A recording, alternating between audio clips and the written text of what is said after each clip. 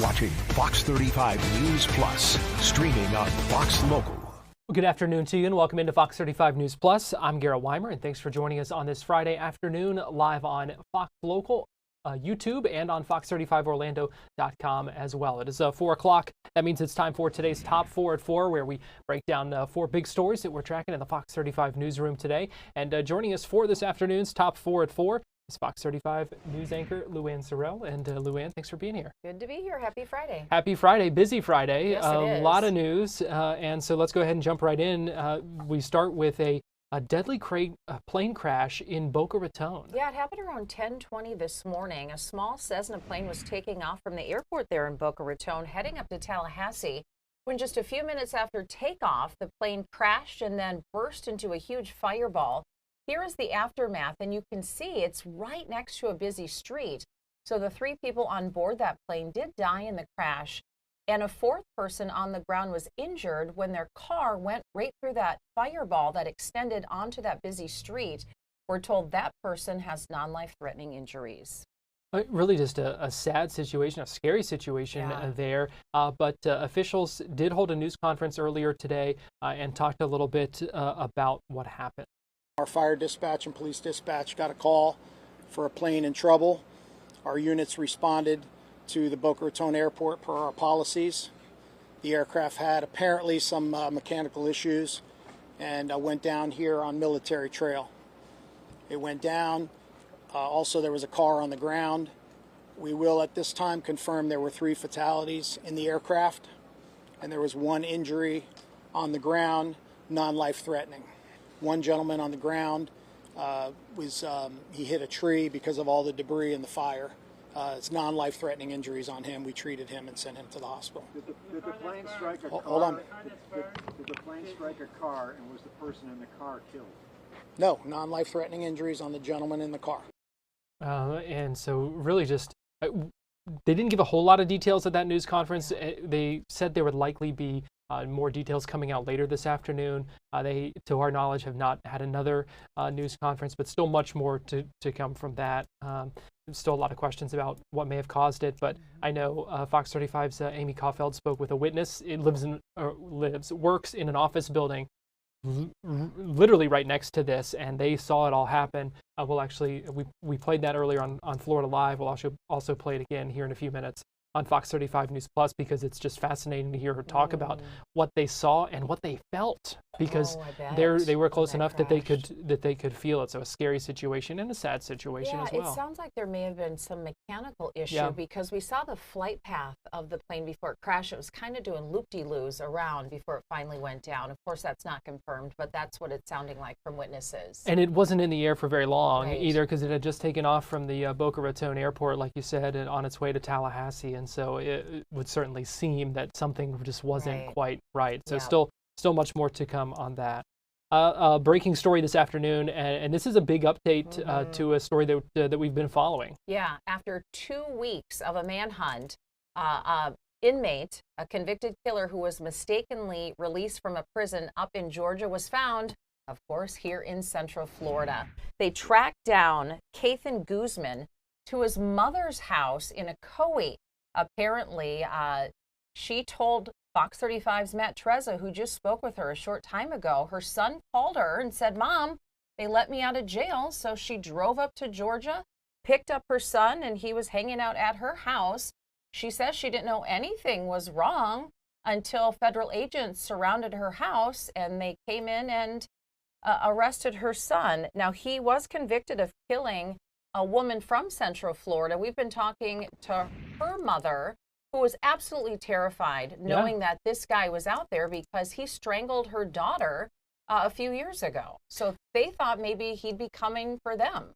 And even scarier to find out that he was found not that far away. Not far at all. They live in Kissimmee. This is Ocoee. That's what, 20, 30 minutes maybe? So I'm sure the mother of the victim is now breathing a huge sigh of relief. Yeah, and so a lot of updates there, and we will have team coverage of that actually coming up on Fox 35 News at 5. Yep, so we're talking to both of those mothers and getting, their sense of everything right now.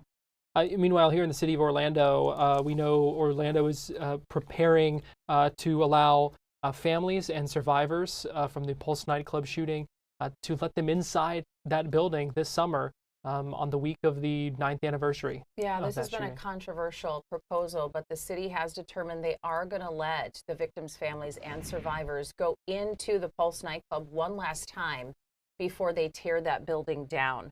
We're told that the tours are going to take place from June 12th to June 14th, and they're going to let people in for about 30 minutes at a time. But some people were concerned, saying the building's too old, the building's too dilapidated from when police went in and rammed and knocked down some walls. But the city said, no, it's safe. We're going to let people in so they can get, one final look at where some of their loved ones lost their lives before we finally tear this thing down and build a new memorial. We talked with officials with the city earlier today, and they kind of acknowledged that, for some, this could be an important part of the healing process. Right. And for some, it may be something that they don't want to do. Yeah. And that's okay. But they said they wanted to offer this opportunity for those who do want to. It's going to be kind of small group sessions, it sounds like. They said it'll be a couple hours overall where they will kind of have almost a bit of a briefing beforehand to kind of let them know and talk with them, and then probably half an hour inside, and then also have some resources available, some Afterwards, counselors and those kinds of things, because you don't really know how you might respond. But I love how they're giving families and survivors the choice. If you want this and this is going to help with your closure, then you can do it. If you don't want to, you can skip it and you don't have to do it. So some people may need this, to go back and see where their loved one lost their lives. Like you said, it will be torn down for that permanent memorial. So they said, this will really be kind of the last chance for those loved ones to do that. I want to play just a soundbite here from the city official that we talked to today about kind of what this all entails. A lot of people told us that for them, it would be important to go back into the building that one last time. Is there really closure ever? But there is a process of grief that this might be a healing for those folks who are going through that process. We intend to make this a very individualized process for them, to always be there for them. If they need a break, they get a break. If they need to leave, they're able to leave. And she also brings up a good point, is that it's the experience is going to be different for all of them. Absolutely, it will. And so, we'll see what happens with that. I think she said 30.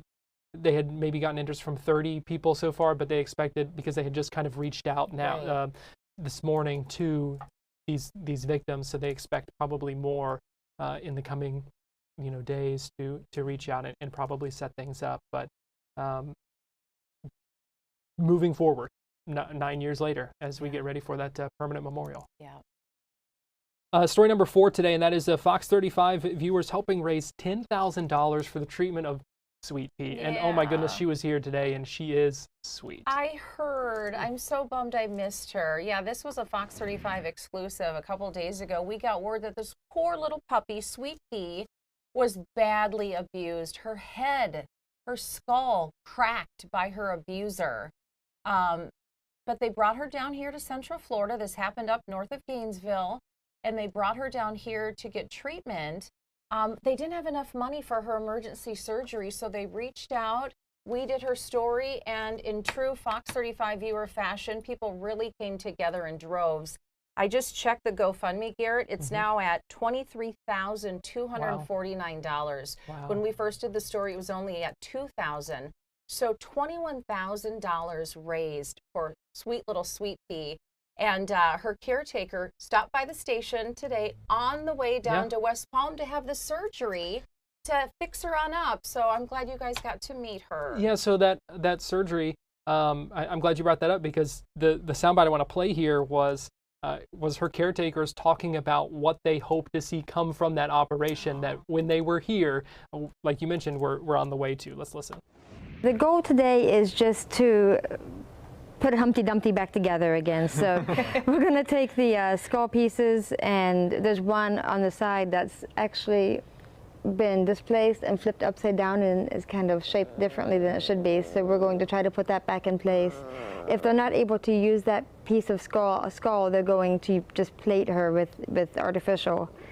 And then, you know, we're going to do another CAT scan today, another CT scan to make sure everything's where it's supposed to be. And Sweet Pea's very talkative, by the way. She is. Yeah. Well, and Crystal, you had just brought this up, and Brandon, that apparently the part of the reason that you think that she was abused was because she makes these sweet little noises. Is that right? Yeah, that's what was reported. Oh. Wow. So the witness said that the man who beat her said that's when he would beat her. It was when she was making too much noise. But also just to hear those sweet little noises she makes, and for them to say that the kind of witnesses had told investigators that that's why they think that suspect was abusing her, because of those. It's heartbreaking. It really is. But glad that it sounds like she's getting the care she needs and is going to be on the road to recovery. We hope so, and we're reaching out to her caretaker there, hoping to get an update on how the surgery went and how she's doing. So if we can get that information, we'll bring it to you on Fox 35 News at 5. All right, LuAnne, thank you. That is today's Top 4 at 4. We're going to take a quick break, and we'll be right back after this.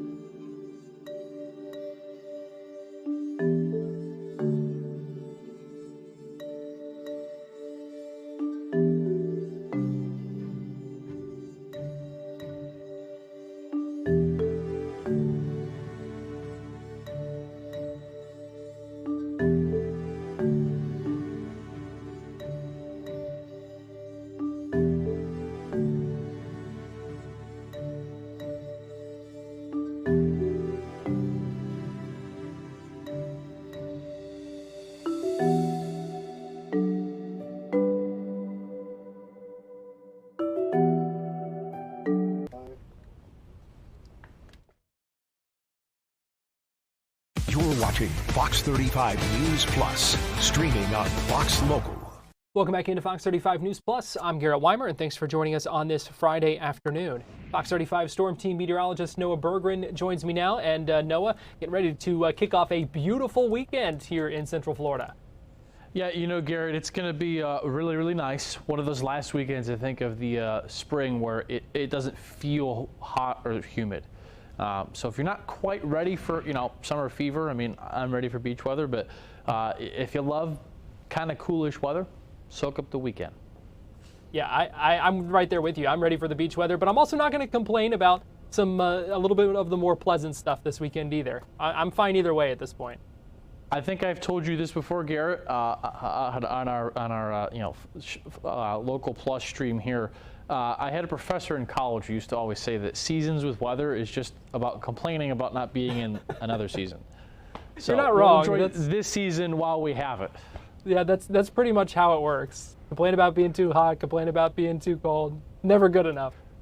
Because, you know, Garrett, when it's August 15th and it's 104 degrees, still heated decks at 8 in the evening, we'll be begging for a cold front. So we'll yeah, enjoy you're it. not wrong there. That is definitely true. But in all seriousness, Garrett, tonight we do have a chance of rain. Not a big one, but if you've got late evening plans tonight, you want to be tuned into the weather, especially if you're north of town. So tonight things are pretty dry, at least for right now. Now let me step off the camera and move the radar up. Now you won't see it yet because it's not formed yet, but up here is where there will be storms that try to form. It's about 4:15, 16 now. At about an hour or so from now, where my hand is from about Lake City to St. Augustine, some storms should try to form, and from there they'll push south. Now in the Gainesville area, Marion County, Flagler County, it's possible we have a few severe storms that later this evening, and then those storms will make it to Orlando, but just some showers later in the evening, like 11 p.m. or midnight. Temperatures right now, as expected, warm to the beaches. Just an outstanding day. It was painful having to stop. Went for a run and then played pickleball. Went for a nice little 2-mile run and then played pickleball this morning. It was just perfect outside. I mean, you can't ask for anything more. Now tomorrow, the temps go down big time. We're in the 60s to 70s. We've got the spring football game at UF. The honoring of the men's basketball team will happen at halftime. But if you're going to that or anything else, a hat and sunglasses are your friend tomorrow. It'll be a little breezy out there. You can see to our north, 37 now in Lexington, Kentucky. At 4 in the afternoon there too. So there's chill going around. I mean, it's in the 20s even in western PA right now. So we're not going to be in the 30s here, but this air mass is coming here for the weekend. And by Saturday night into Sunday, it'll definitely feel chilly. Humidity is not that bad right now. Once we get to tomorrow, the dew points are going to crater well below 50. I mean, the dew points this weekend are going to be like in the 20s and 30s. And because of that, we've got a high brush fire risk Saturday and Sunday. In fact, there's a fire weather watch in effect for Central Florida for this weekend. But here's the threat for severe storms for this evening. Shaded in green. So if you're in the green, it's possible there could be a strong or severe storm, essentially everywhere north of Orlando. If I had to pick out somewhere where there's a little bit better chance, it's probably from Palm Coast over to Gainesville, Ocala, in Daytona. And again, that'll be mid this evening, like 5, 6 to about 11 p.m. We'll keep an eye on it. So here's 7, and I think this model's a little bit slow with the timing of this, but just take the idea here, the big picture is that you see up here, these are some nasty storms. They'll be nasty outside of our area, up on the I-10 corridor. A lot of lightning, maybe some large hail, maybe a damaging wind gust or two. Could even be a brief tornado up here, I doubt it, but anytime you've got storms that are going to ride a front, there's always a chance anywhere in the, how they happen. But this is 7. You see, these are big storms from Jacksonville to Lake City to Perry, Florida, and it's that line that's going to drop south as we head through the evening. So notice by 7, here's 10. Notice how that line really weakens. But still, maybe a downpour, Palm Coast to Ocala, a downpour, some lightning and thunder. That line will continue to push south. It reaches the metro by like midnight and then Osceola by 2 in the morning. And at this point, it's just some showers. So Garrett, that's what we'll keep an eye on the news through the evening is the northern horizon. But here's the Orlando 7-day. Just and when I say this is hot off the press, I literally just finished this not 20 seconds before coming out with you. So this is the latest data here. About 77 tomorrow, breezy. About 52 Sunday morning, chilly. Now I've increased the temperature for Monday. It looks like we'll make a run near 90 inland areas because the atmosphere will be so dry. I did a little more digging into the drought status. And when the ground is so dry, the air heats up often a lot more than the data thinks. So I've kind of, not that it matters, 86 versus 89, nobody's going to be, protesting at the station if it's 87 versus 89. But the idea is it's probably going to be hotter than I think The data thinks Monday. It wouldn't shock me at all if somewhere is 90, 91 Monday, just because of how dry it is right now. Another front comes through Tuesday next week. Now notice the difference here, 87 to 80, but that front comes through without any rain. It's a dry cold front, so we just get a drop in temperature out of it. So 87 to 80 Tuesday, Wednesday next week, and then we warm right back up by the end of next week, near 90 by next Friday. Here's the beaches and Daytona 7-day. Tomorrow, low 70s, breezy. Weekend high tides this weekend in the late 8 o'clock hour a.m. high tides, low tides in the mid-afternoon if you're hitting one of our East Coast beaches. It'll be a little breezy again Tuesday and Wednesday next week. Southwest winds 10 to 20 Tuesday, north winds 10 to 25 next Wednesday. I mean, it's not the warmest beach weather yet, but by the end of next week on the beaches, you see there on the right, we could make a run back into the upper 80s. So Garrett, all in all, it's fantastic. It's dry. It still is the dry season, but we're drier than even what's normal for being in the dry season. But we'll watch the northern horizon later this evening for those possible storms. But no complaints allowed because Mr. Berggren said so. The complaint department is actually pretty quiet recently, so I'm hoping it lasts like that. All right, Fox 35 Storm Team meteorologist Noah Berggren, we appreciate you joining us. Thank you, sir. We're going to take a break and we'll be right back.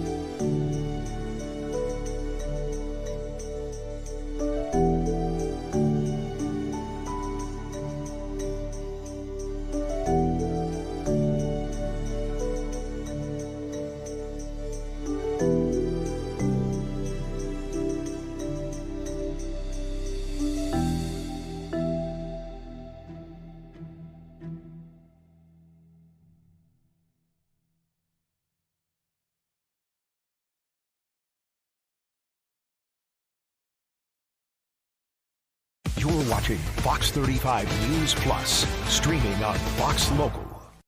3 people are dead after a plane crash. A small plane crash in South Florida happened in Boca Raton earlier today. And earlier, Fox 35 News anchor Amy Caulfield spoke with a woman who saw the plane crash from her office window in Boca Raton. She described seeing the crash, also how quickly first responders came and what their reaction was to what happened. Take a listen.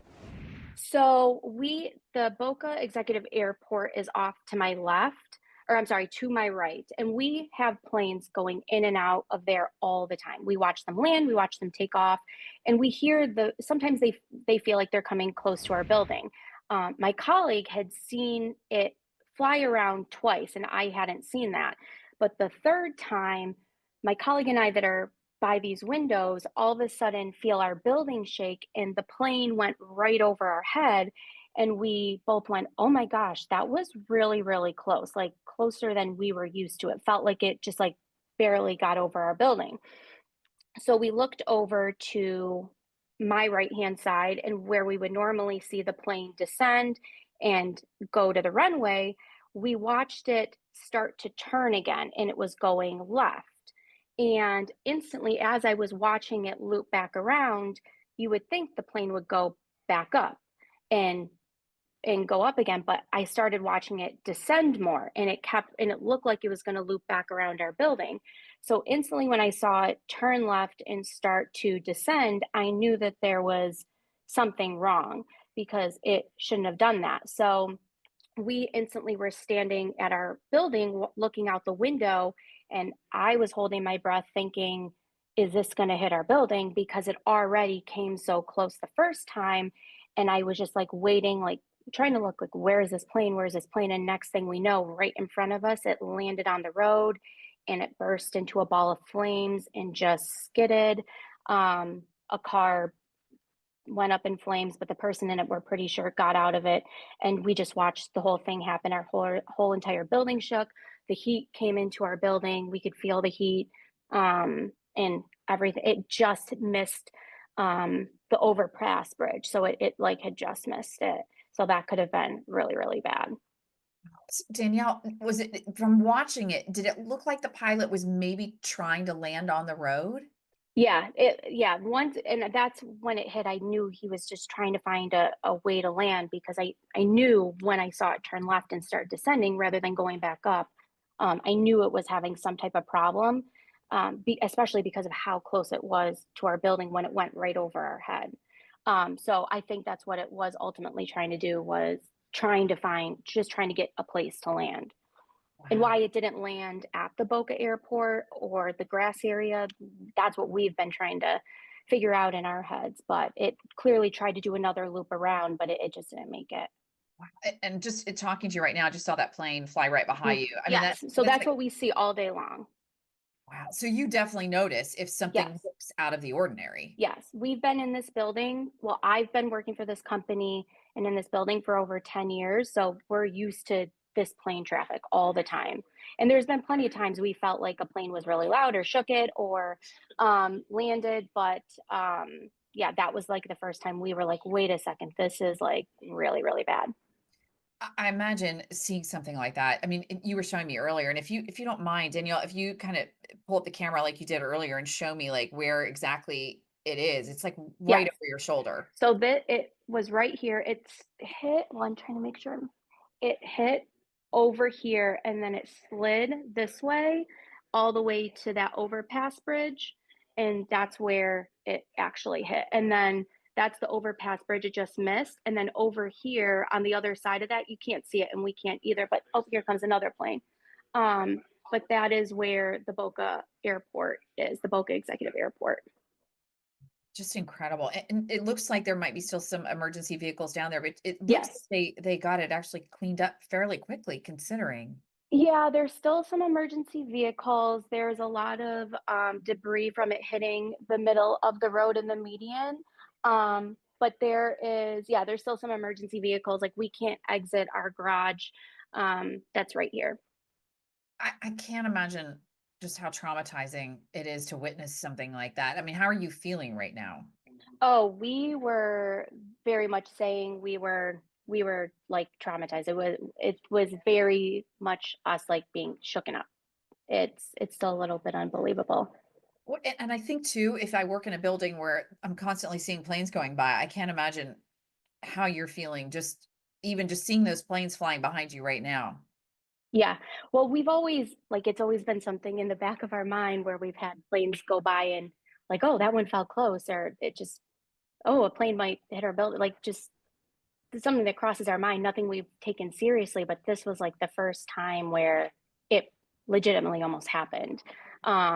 Twice because it had circled.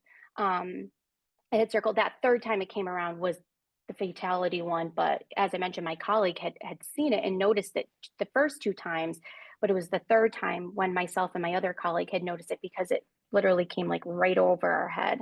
And that's when, like within 30 seconds of that happening, that's when it came around and crashed. Daniel, how quickly from the time that the plane hit the ground to emergency vehicles? I mean, how quickly? Very quick, really, really quick, because we were still standing there completely in shock.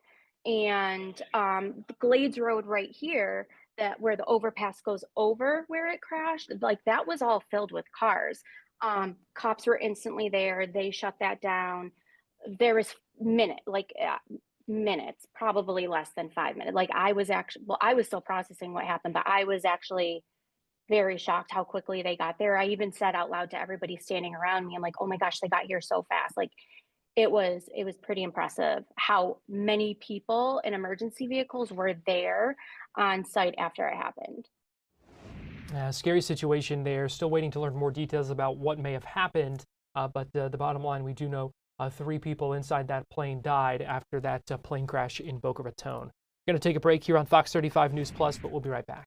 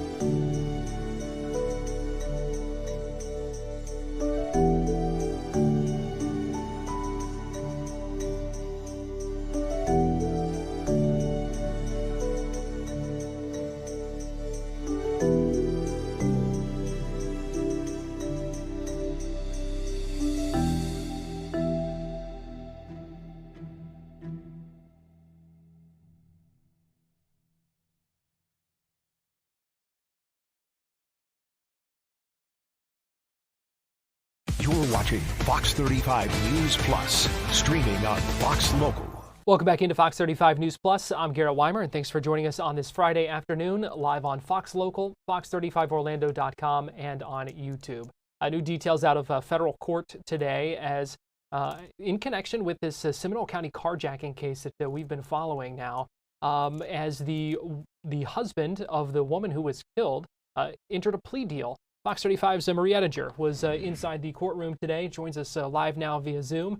And Marie, talk to us about what happened in court this morning. Yeah, so this is Aguas Vivas Lozado, and he was accused of essentially currying money or assisting to currying money. So this is a conspiracy charge. That's why it's federal, or at least partially why it's federal. And the facts of the case that are all laid out, it's across over 20 pages, say that he essentially conspired to move money around, to pick up money in cash, typically in Orlando, and then have it converted to cryptocurrency, which would go to Colombia.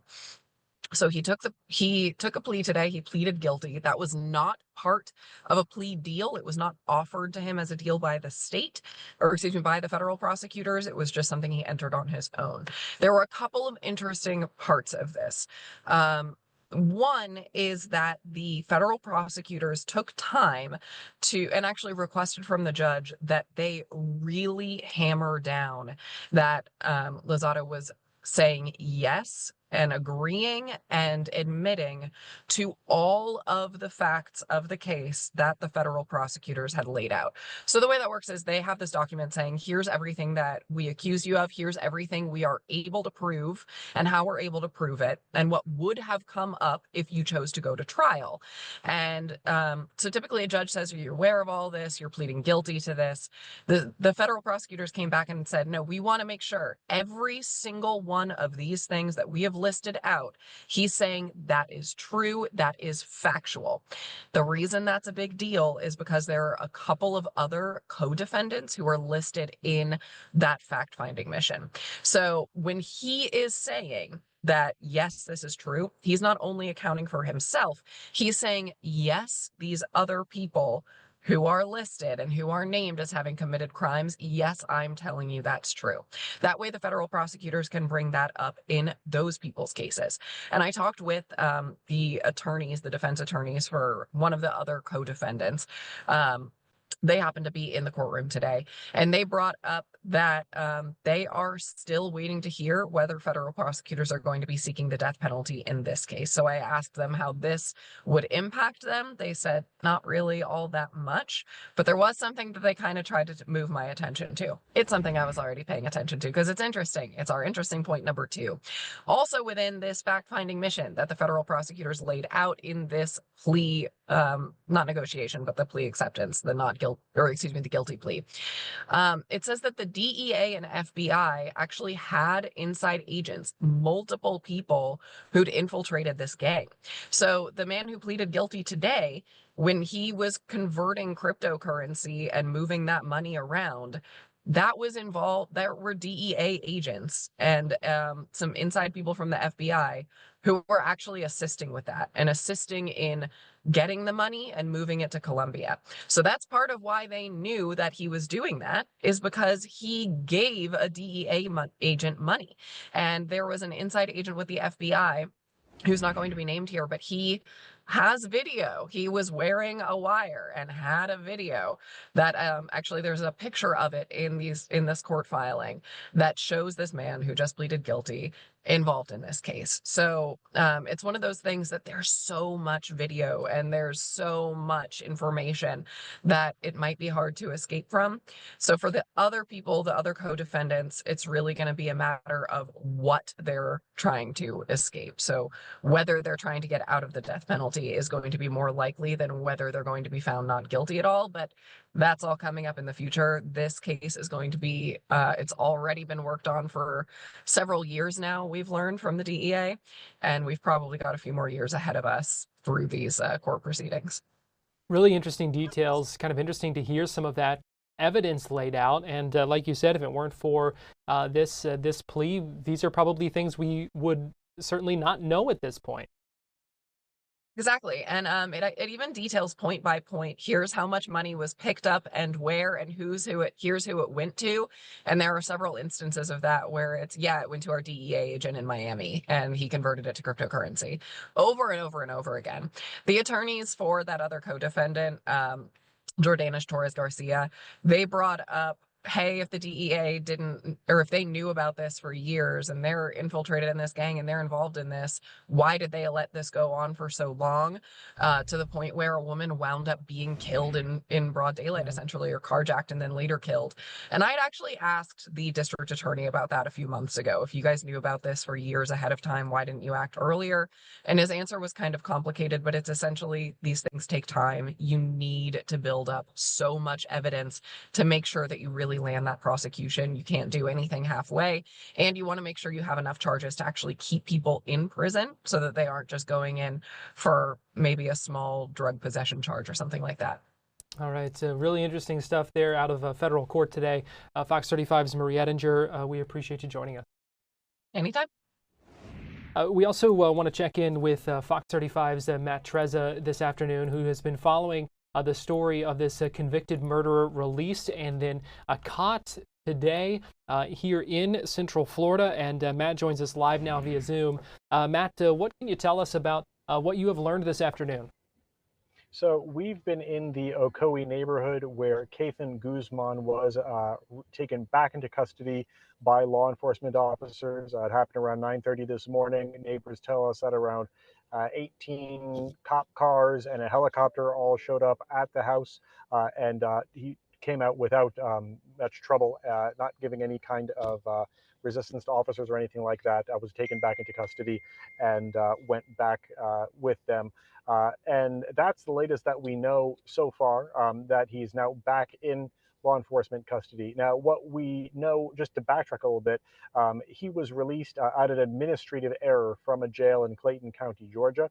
And from at that point, from there to his home in Ocoee, we got his mother to basically bridge that gap for us. She showed up and talked with us and said that as far as they were concerned, as far as they looked and saw, he was released from jail. All the paperwork that they were given or showed said that he was able to be released from jail. And so they didn't know any better. They got him in the car, drove him back to Florida, where he's been in Ocoee since then. They said they were trying to reestablish his Florida residency and did not make any effort, they said, to hide him being here. And then they said this morning that the officers showed up and took him back into custody. He was convicted of murdering his girlfriend in a couple of years ago. And that is what he was being held on. He has been in jail. He was arrested for that murder in August of 2022. And again, his family claims that this was simply an error, that everybody had told them that simply he was able to come home, and that's what they did. So then when the cops showed up at their door this morning, were they surprised? Very surprised. Yeah, they said they had no indication that there was anything wrong. They thought he had been legally, lawfully released, and that he was able to go home. All right. Well, Fox 35's Matt Trezza, we appreciate you joining us, and we look forward to seeing more of your conversation with his mother coming up on Fox 35 News. It will be there. Thank you so much. All right. We're going to take a break, and we'll be right back.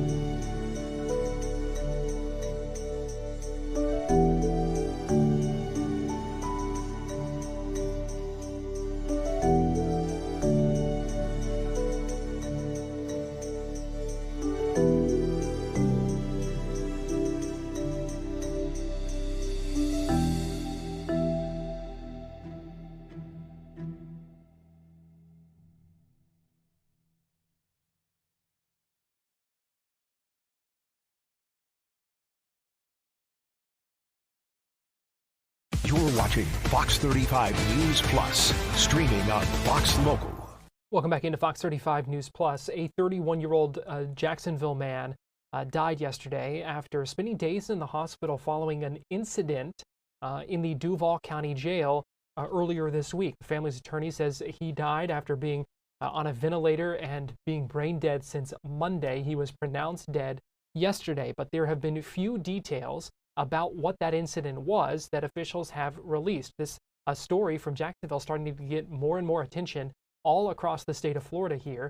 So earlier today, we talked with Nicole Manna, who is the senior investigative reporter with the Jacksonville Tributary, to talk about what we know and where things stand.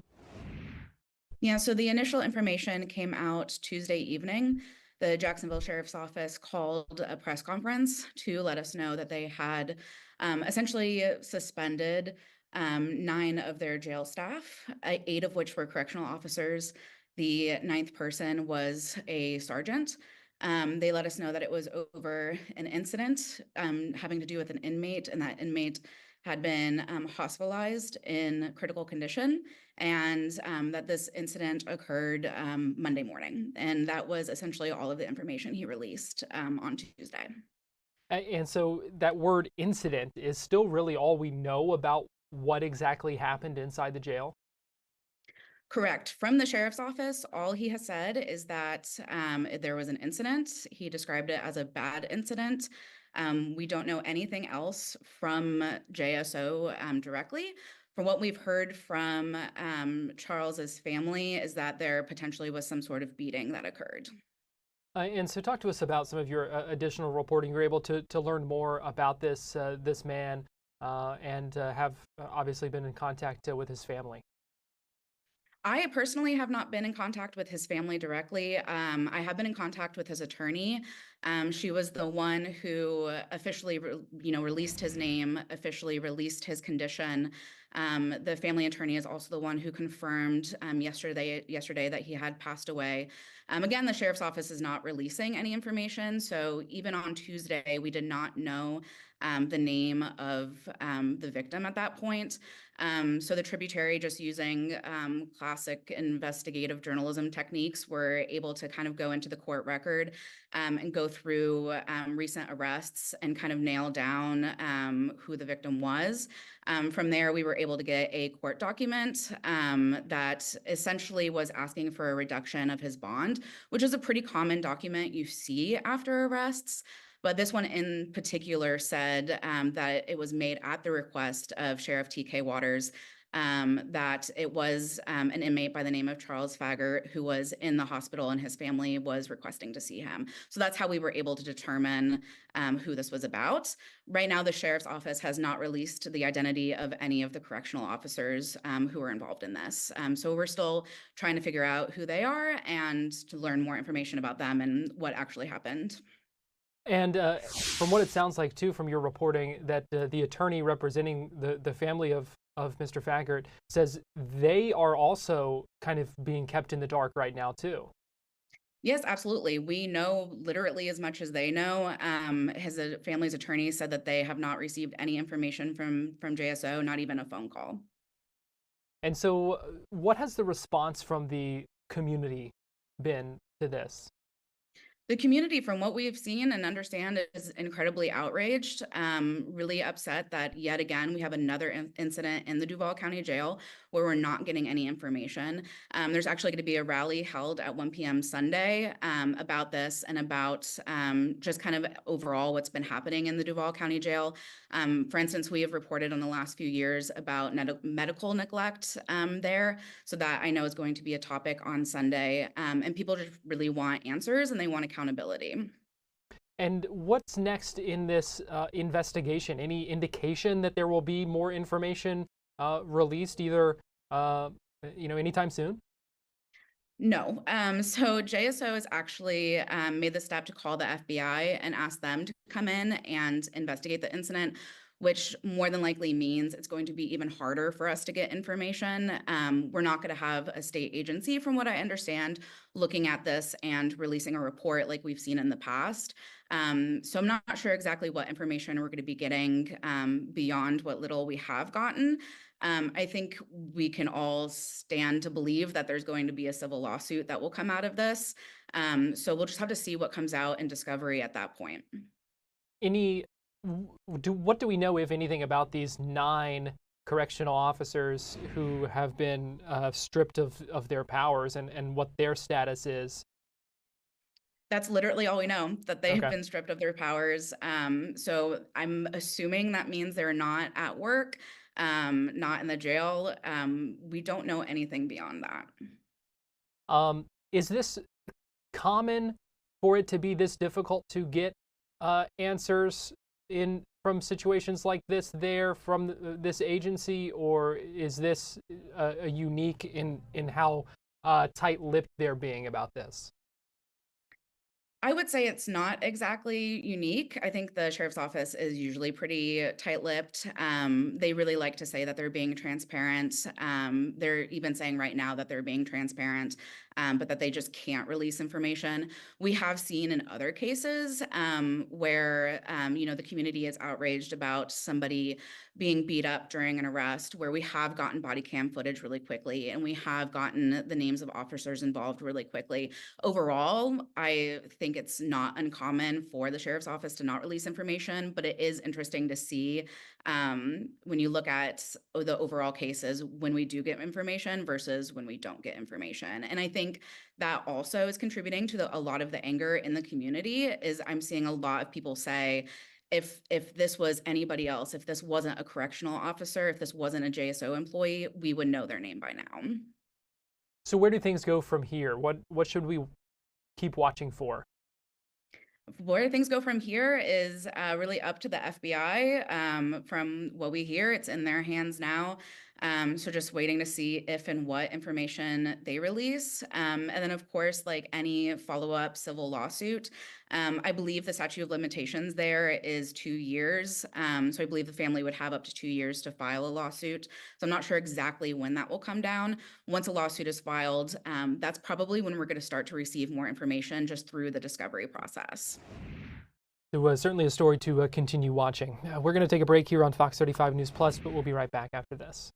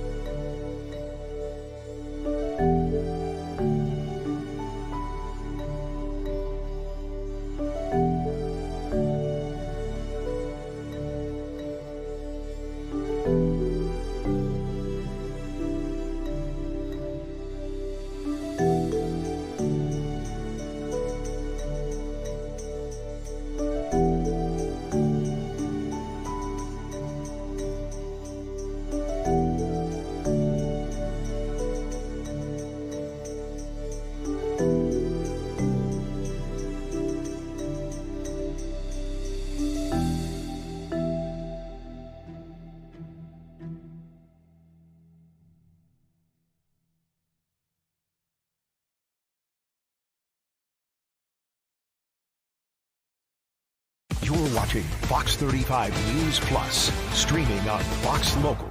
It is nearly playoff time for the Orlando Magic. Despite a tough start to the season, they have clinched the top spot in the play-in tournament. So ahead of tonight, one of their final regular season games in Indiana against the Pacers, I spoke with independent reporter Sean Green about where things go from here for the Magic. If you were to tell me back in February the Magic would be 40-40, back to 500 with 2 games remaining, and that they would clinch a play-in spot, the one that you want, which is the 7th seed, I'd probably tell you you're crazy. The Magic were not playing good for a majority of the season. They've been, injury riddled, but they've kind of figured some stuff out as of late. And I think what they figured out is Paolo Banchero and Franz Wagner are very good at basketball. They've played at an all NBA level, and that's kind of catapulted the Magic to having the best slot that they possibly can. Obviously, you want to be in the playoffs. That's still something the Magic are vying for. But being the 7th seed in the play-in to be able to have 2 shots to make the playoffs is best case scenario. And you said there is some new information about who will be playing, who will be sitting tonight. Yeah, there was a question on would the Magic really want to continue playing their starters, continue playing their stars these final 2 games, even though the 7th seed is already locked up. I think we kind of got that answer. Paolo Banchero, Franz Wagner, Wendell Carter Jr., and Kentavious Caldwell-Pope will all not play tonight. We don't know if that means they won't play on Sunday against Atlanta. Obviously, Atlanta is a team that you can probably expect the next Tuesday will be in that eighth spot where the Magic will be facing them in a do or die game to go into the playoffs. So it'll be interesting to see if the Magic rests those guys on Sunday. But for tonight, they will rest them against the Indiana Pacers. So how were the Magic able to do this? I know you kind of touched on what they learned a little bit, because there really were some rough times where this was all in question, I think it's fair to say. Yeah, for sure. I mean, if you really look at it from last year compared to this year's standpoint, obviously last year they were much healthier. They were taking the next step, but they got to 47 wins last year. They got to right now they're at 40 for this year. With all of the injuries and all of the bad basketball, they are only 7 wins behind last season. So it really does make you question what this team could have been if they stayed healthy. But there was a lot of challenges coming back from injury for Paolo and Franz, learning how to play again. But ultimately, since the All-Star break, the Magic have, again, like I said, really found their identity again. Paolo Banchero has been one of the best players in the NBA since the All-Star break. He's averaging 30 points a game since the All-Star break, the second leading scorer since that time. And Franz Wagner has been, again, playing at the level he's been playing the entire year. So obviously, there are still major weaknesses on the team. Offensive struggles are an issue and will be an issue moving forward. But I think you can go into the play-in game next week confident and positive where they came from and where they got to this late in the year. We know they're still going to have to play without Jalen Suggs, but do you think all of those injuries, as bad as they were earlier on, do you think they were able to? Do you think they're a better team for that and going through that now that they are quite a bit healthier at this point in the season? I think you can make that argument that they've kind of learned ways to win games that they maybe could have won a lot easier back in November. But I think ultimately the Magic, and this is where I think fans kind of get nervous, the Magic need their pieces. They need all their pieces. I think you can go into the play-in and potentially the playoffs with a little bit more of a chip on your shoulder and confidence, knowing that you got to this spot with all of the drama surrounding the season. But you do have to feel going into the next week or so that whoever the Magic play, they're going to be a significant underdog. And the major holes that they do have don't really set you up for success compared to the teams that you're going to be playing. If the Magic get out of the play-in next week, say they win on Tuesday, they'll be playing the Boston Celtics in the first round, the defending NBA champions. And with the team the Magic have, though they can have confidence, it's going to be a tall test regardless. So what is the ceiling for this team as things stand right now, do you think? With the injuries, the ceiling is a first-round exit. I don't see the Magic making more of a run than that. Obviously, I think whoever they play in this first round, if they get out of it, again, they need to get out of the play-in first. But I think nobody wants to see the Magic. We've talked about that. They give teams major fits. And I think you saw that last year with the Cavs. They played the Cavs to tooth and nail, went to a game 7. And then that second round matchup, the Cavs really just didn't play good. They looked gassed. And I think that was in large part due to the Magic. So I think if you're the Boston Celtics, if you're the Cleveland Cavaliers, you do not want to see the Magic in the first round. With that being said, though, the talent far outweighs the Magic's with whoever they play. So unfortunately, that's the ceiling. But next year, we might be having a different conversation with a lot of the moves the Magic can make. Do you think they will be a little more active this offseason after they didn't do a whole lot last offseason and are kind of having to deal with the ramifications of that? Garrett, they can go one of two ways. They can look at themselves in the mirror and say, we need to make this team significantly better.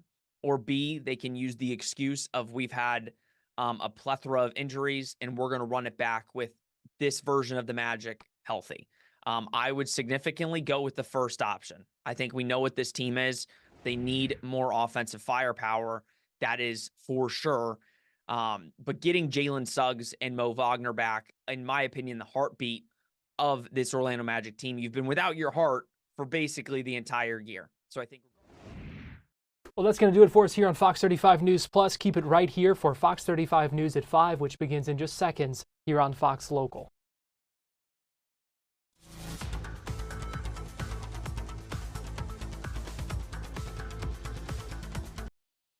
Fox 35 News starts now with breaking news. A missing murderer captured. I think I'm going to take a nap within the next hour. I haven't been sleeping well, so I am relieved. A paperwork mistake led to him walking out of